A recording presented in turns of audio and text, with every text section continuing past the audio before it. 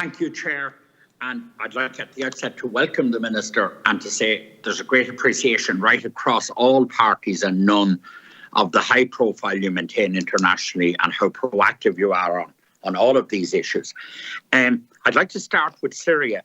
The fact that 90% of the population are in poverty, that there's 13.4 million in need of humanitarian aid, and just after 10 years, it's a horror story, basically.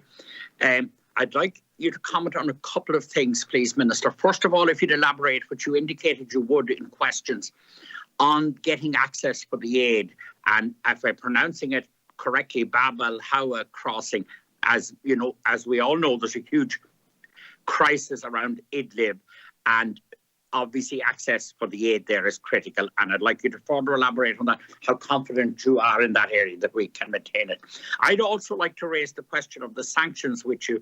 It's a perennial question going back to almost for years. We always discuss sanctions, who do they hurt, etc. It's a perennial issue down the years, right back to South Africa and apartheid. But given that Assad has clearly won the war at this stage, and given that the sanctions are hurting basically ordinary people, would you think, Minister, now is the time that we should look at the removal of the sanctions in Syria, and how might that impact?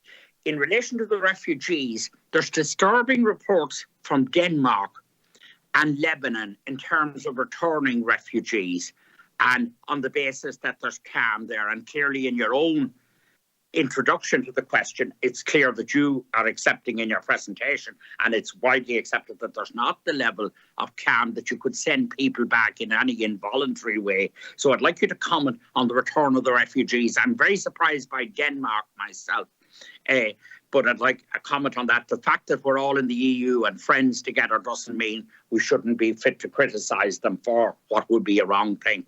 And Lebanon, similarly, I believe there's a major effort to push back refugees from Lebanon. In relation to Palestine, the settlements, I'd like you to comment on this, Minister, the settlements and the demolitions. My understanding is that they're almost making a two-state solution, which you aspire to, we all aspire to, and again, you rightly stated as an ambition in your presentation. The settlements and the demolitions are threatening the two-state solution. Could you comment on the extent that is the case?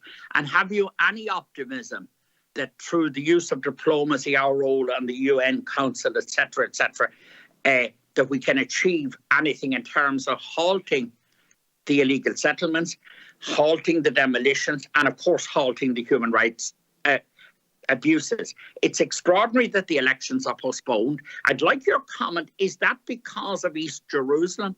And is the specific fault for the postponing of the elections with Israel in East Jerusalem? And is there to any degree internal politics in among the Palestinians that are factoring it? But I would have thought that the fact that there was a difficulty with East Jerusalem people voting is a horror. Last, and not lastly, but on this one, vaccinations. I'd like to ask you, the fact that Israel, I understand, have virtually vaccinated their own population now, Minister, and they have been negligent with vaccinations to Palestine. And I know COVAX have been coming in there, but how is the vaccination situation? And could you comment on that? You make the point yourself, Minister, about the sexual violence in Tigray. It's just a horror, and it almost, as you say, it's on an industrial scale. It's almost as if it's a policy, which is dreadful, or a military option. I'd like you to comment on the Eritreans. While it's officially said they've gone, it's clearly that they haven't gone. And I understood that they were masking, going in using other uniforms and camouflaging their presence. So could you comment on the Eritreans getting out of Tigray and being got out of it, and how optimistic would you be there? And can we do anything practical about that in the short term? Moving to Ukraine, I'd like your comment on the situation in Donbass. The military build-up around Ukraine has been softened down and moved, is my understanding. But are you confident that things are stabilising? And is there any risk that there's a deliberately stored up disturbance in Donbass, or how do you see it there and your assessment? And in relation to Navalny, and now I understand the breakdown of his apparatus, his support base, and the arrests there. I'd like your comment on both his personal situation and on the wider arrests of his people. I did have people on to me recently, and in fact somebody known to a lot of people. I presume if he was on to me, he's been on to all of the members of the committee.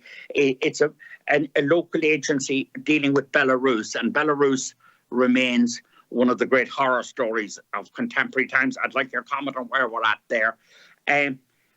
Could President Biden, Minister, I'm coming to the last thing now, but virtually, could President Biden's attitude to Saudi Arabia make a difference in Yemen?